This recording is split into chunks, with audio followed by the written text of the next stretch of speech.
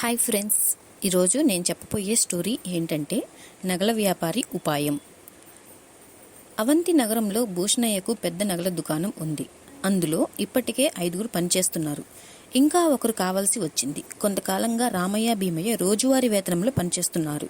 వారిలో నుంచి ఒకరిని శాశ్వతంగా కొలువులోకి తీసుకోవాలని అనుకున్నాడు భూషణయ్య. అందుకోసం వారికి పరీక్ష పెట్టాలని నిర్ణయించుకున్నాడు. ఎప్పటిలాగే రామయ్య, భీమయ్య కొట్టుకు వచ్చారు.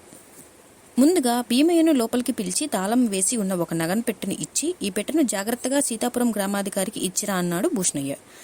దాని తాలూకా తాళం చెవి గురించి ఏమీ అడగకుండానే అలాగేనంటూ ఆ పెట్టెను తీసుకుని వెళ్ళిపోయాడు భీమయ్య. ఇంతలో తర్వాత రామయ్యను కూడా పిలిచి అలాగే తాళం ఉన్న పెట్టెను ఇచ్చి పార్వతీపురం గ్రామాధికారికి ఇచ్చిరా అన్నాడు.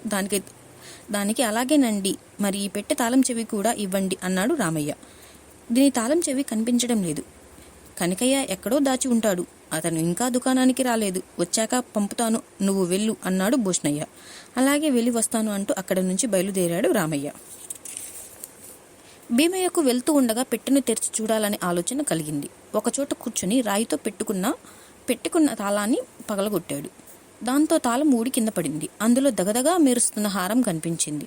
అది చూసి ఆశ్చర్యపోయిన భీమయ్య, ఎంత చాకిరీ చేసినా యజమాని శాశ్వతమైన కొలు ఇవ్వడం లేదు.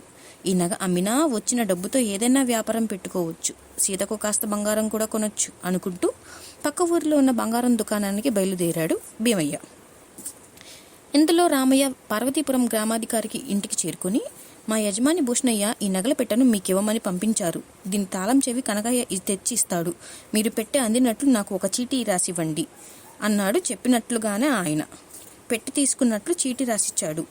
అది తీసుకుని తిరుగు ప్రయాణమయ్యాడు రామయ్య. కాసేపటికి కనకయ్య పార్వతీపురం గ్రామాధికారికి ఇంటికి చేరుకుని తాళం చెవి ఇచ్చాడు. ఆయన ఆ పెట్టెను తెరిచి చూశాడు. అందులో ఒక కాగితం కనిపించింది. వెంటనే దాన్ని తీసి చదివాడు. అందులో గ్రామాధికారికి నమస్కారం, ఈ పెట్టె తెచ్చిన రామయ్యను పరీక్షించడానికి నకిలీ హారాన్ని ఇచ్చి పంపాను అని రాసి ఉంది. దాంతో విషయం తెలిసింది. ఈ పెట్టెను కూడా తీసుకెళ్ళు అని కనకయ్యకు ఇచ్చాడు గ్రామాధికారి. దానికి కారణమేంటో తెలియక కాసేపు ఆలోచించి బయలుదేరతాడు అతను. అక్కడ భీమయ్యను హారాన్ని తీసుకుని బంగారం దుకాణానికి చేరుకున్నాడు. ఇది తీసుకుని ఎంత డబ్బు వస్తే అంత డబ్బు ఇవ్వండి అని దుకాణ యజమానితో అన్నాడు.